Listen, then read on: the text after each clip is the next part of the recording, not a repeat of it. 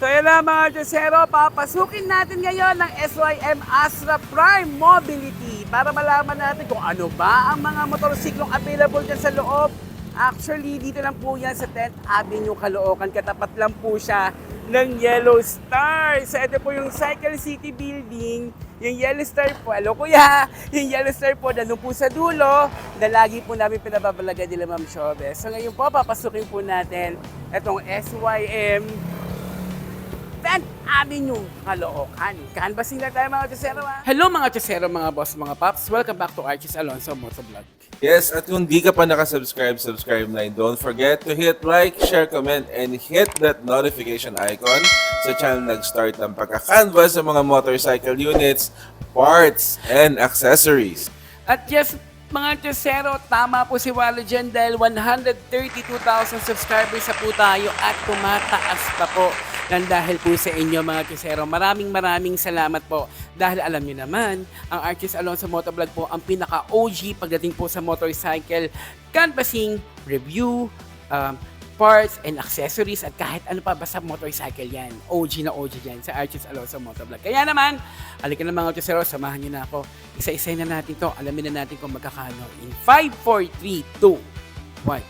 Anong specs, magkano, saan ang mas mura kasama ang mga tiyusero, tara natuklasin pa. May story time pa, siguradong may tawanan. Bawat ride at vlogong may bagong kaalaman. Hey tiyusero, tara ride na tayo kay Archie's Alonso. Laging panalo, motor presyo, specs na swak sa budget mo. Sulit na sulit, dito mo makukuha to. Hey tiyusero, wag kang mapahuli. So ito mga Chesero, unahin natin itong nakikita ko. Ito yung nasa harapan agad eh. Ito ang Maxim GT. Ang SRP nito ay nasa 367,300 pesos. Bakit nga ba ganun yung halaga nito mga Chesero? Basahin nga natin kung ano yung laman nito. Okay, dito tayo sa engine. Okay mga Chesero, ito ay single cylinder, liquid cooled, 4-stroke, single overhead cam, 4-valve, 400cc. At ang kanya maximum power nasa 25 kilowatts at 6,750 RPM. At ang kanya maximum torque po nasa 38.12 Newton meter at 5,250 RPM. So, kaya naman pala, ang presyo nito nasa 367,300 pesos. Dahil ang dami naman din palang binibigay niyan at ipapakita ko na rin sa inyo yung mga iba pang features niyan at chassis at dimensions. I-post nyo na lang mga Chesero para makita po ninyo kung ano yung kanyang binibita. Wow naman, napakalapit nito. Alam ko mga Chesero, marami nagre-request sa inyo na gawan natin ng vlog itong Cruisim 300, no? Kasi ang mga nagagawa natin yung 150 pa, di ba? Pero ito mga Chesero, presyohan na muna natin kung magkakano dito sa SYM 10th Avenue, Caloocan, ang Cruisim 300. Ang halaga po nito sa SRP ay nasa 234,500 pesos. At syempre, silipin na rin natin kung ano yung kanyang engine. Okay, single cylinder, liquid cooled, 4-stroke, single overhead cam, 4-valve, 300cc ang displacement. Ang maximum power naman nasa 19.1 kilowatts at 7,500 RPM. At ang kanyang maximum torque nasa 26.2 Newton meter at 6,750 RPM. Mga Chesero, no, pasensya na no, kung ginugulo ko yung buhay ninyo.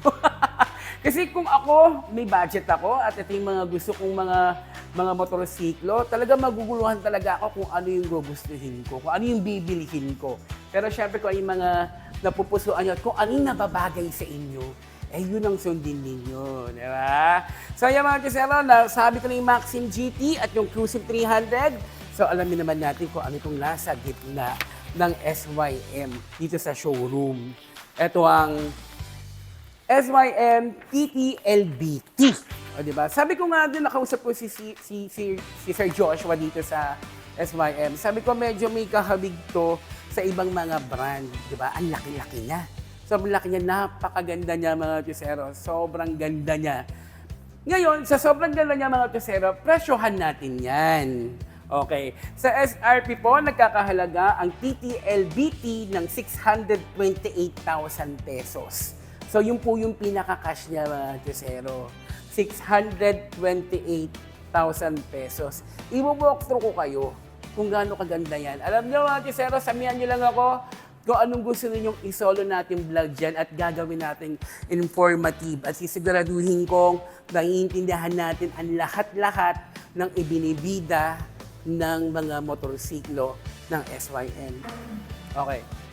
2-cylinder, liquid-cooled, 4-stroke, single overhead cam, 4-valve, nasa 508cc ang kanyang displacement. Ang maximum power naman nasa 33.5 kilowatts at 6,750 RPM. At ang kanyang maximum torque nasa 49.9 Newton meter at 5,250 RPM. Wow! Ang bigat naman talaga. Di ba? Wala ka na hanapin dyan. Big time, di ba? So ayan, yan pa rin nakikita ninyo mga kisero. Yan pa lang. So doon pa tayo sa loob. Papasukin pa natin yan.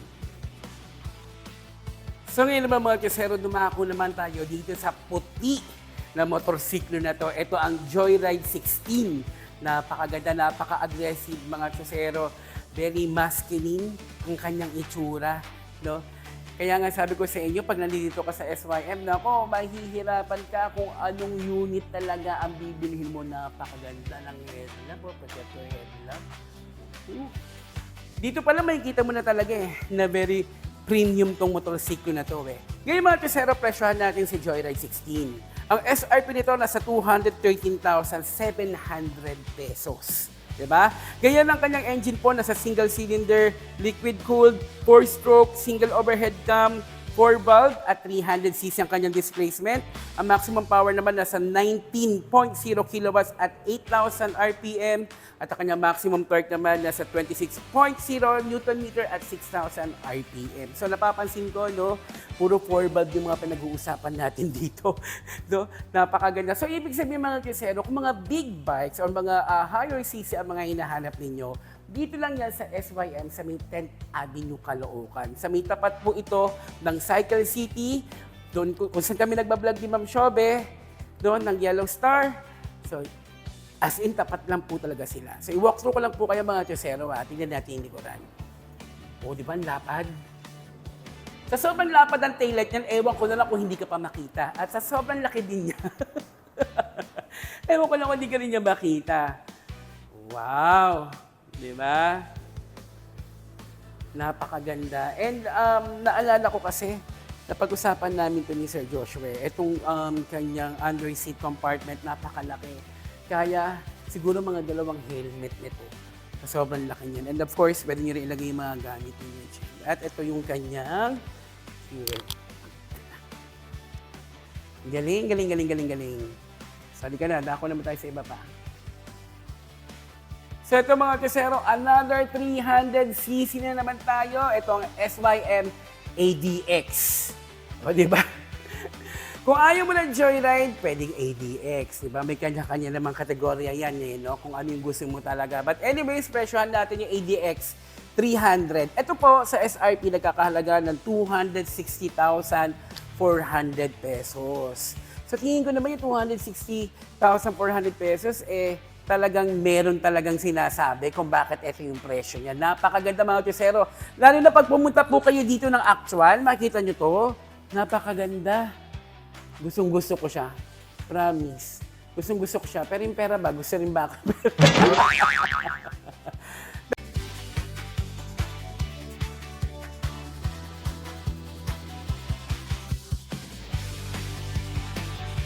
Napakaganda. Iwabokto ko kayo mga kisero. Ito ang ADX ng SYM na nagkakahalaga po ng 260,400 pesos.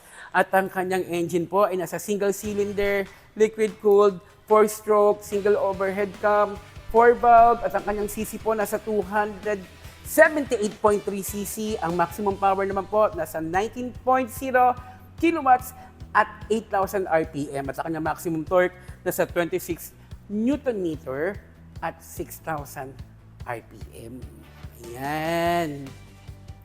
So comment lang kayo mga kisero kung anong gusto nyong i-vlog natin dito na solo.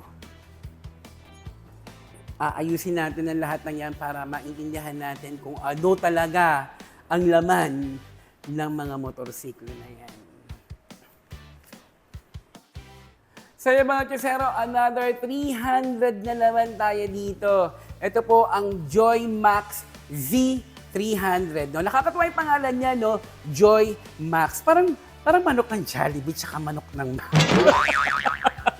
Pero napakaganda niya mga tesero. O, tinaw, seat pa lang, very premium na. Wow, di ba? Tapos, tingnan nga natin to. Oh, ang laki. O, di ba? Ang kanyang windshield. Sakong-sakto talaga, no? Hindi ka talaga maano ng hangin dyan, nahihirapan. So yung mga kasero, habang nibobox ko kayo rito at nakikita ninyo sa camera, itong Joy Max Z300, presyohan na natin yan. Magkakano ba to? Ito po mga kasero, nagkakahalaga po ito ng 228,600 pesos. So bakit nga ba 228,600 pesos to? Kasi po mga kasero, ang engine po niya nasa single cylinder, liquid cooled, 4-stroke, single overhead cam, 4-valve, 300cc po ang kanyang displacement. Sarado siya na 300. Ang maximum power po nasa 19.0 kilowatts at 8,000 RPM. At ang kanyang maximum torque naman nasa 26.0 Newton meter at 6,000 RPM. Grabe no mga tesero. No? Napag-usapan na rin po natin kung ano ba ang maximum torque at ang maximum power. Yung mga horsepower na yan para naiintindihan natin kung gaano ba kabilis yan, kung tama ba. In fairness, na nakalagay dito, may TCS traction control system. Diba? So mga kasero, ito pa yung sa huli. Kung ayaw nyo ng itim, meron din dito ang TTLBT na kulay puti. O, diba? Alam niyo mga kasero, no, gusto ko na siyang i-vlog, pero syempre, kailangan na muna natin respetuhin yung mga request ng mga kasero natin na puntahan daw natin yung SYM sa May 10th Avenue, Caloocan at alamin yung mga presyo. But anyway, sa'yo nga lang na mabibigay ko sa inyo na yung mga SRP niya at wala pa tayong mga installment dito. Pero bagong-bago lang po kasi itong store na to eh. So nag-soft opening na sila siguro mga 2 weeks ago. So wala pa yung pinaka-grand opening. Pero sila po ay nag-entertain na ng mga customer. At napakaganda po itong SYM dito. Dahil mga tisero, 3S shop po ito. So ibig sabihin, yun ang good news ko sa inyo. Meron po ditong parts na available. At meron din pong mga mekaniko na pwedeng gumawa ng mga motor natin just in case. Pero knowing SYM, hindi naman yan sirain, di ba? Pero ang maganda dyan, ang dami-dami nagtatanong ng mga kasero natin, pag nagbablog tayo ng SYM, papaano yung mga parts? Di ba? Laging ganun. Saan mabibili yung mga parts? Pero ito mga kasero, 100% po dito po sa SYM 10th Avenue, Caloocan, may parts po dahil 3S shop po ito. So, ayan. So, sa ngayon, no, mga tesero, no, mga higher CC, mga nakita ninyo, malay natin. Baka sa susunod na panahon, no? Baka magkaroon sila ng mga 150cc. Ayan, mga tesero. So, ngayon, kung kayo po interesado, visit lang po kayo dito sa SYM 10th Avenue, Caloocan. And look for Sir Joshua. So yan na mga tesero, nakita nyo na kung ano ang laman ng SYM by Astra. Kung ano yung mga motorsiklo na available dito. At nakalaman na rin natin kung mga magkakano yung mga yan. So sa lahat po ng may interesado, tumawag na muna po tayo dito. Ang number po nasa screen at ang kanilang store hours po is from 8 a.m. to 5 p.m. from Monday to Saturday. So ulitin ko lang po mga tesero dun sa intro ko. Ito pong SYM by Astra, isang 3S shop. So ibig sabihin po ulit, meron po itong service at meron po itong parts. So wala po tayong magiging problema sa mga SYM parts natin. At Diyos ko naman mga tesero, alam nyo pa, wala akong masyado na-encounter na may mga problema sa kanilang mga makina ng SYM. Mga tinatanong lang nila yung mga ilaw, mga ganyan, di ba? Pero, nagagawa pa rin ng paraan dahil may Makoto, yung sa iba naman sa amin sa Koshi, parang ganyan. So ngayon po mga tesero, ulitin ko na po, itong SYM by Astra, matatagpuan lang po ito sa 10th Avenue, Caloocan. At dapat lang po ito ng Cycle City Building, yung yellow na building na yan, kung saan po ako nagbablog sa Yellow Star, doon po sa dulo. Yan po. So, mga tesero, i-share nyo na po itong mga vlog na to sa mga kaibigan po ninyo na naghahanap ng mga ganitong klaseng mga motorsiklo na mga matataas ang mga CC at matitibay na makina. Thank you so much mga tesero!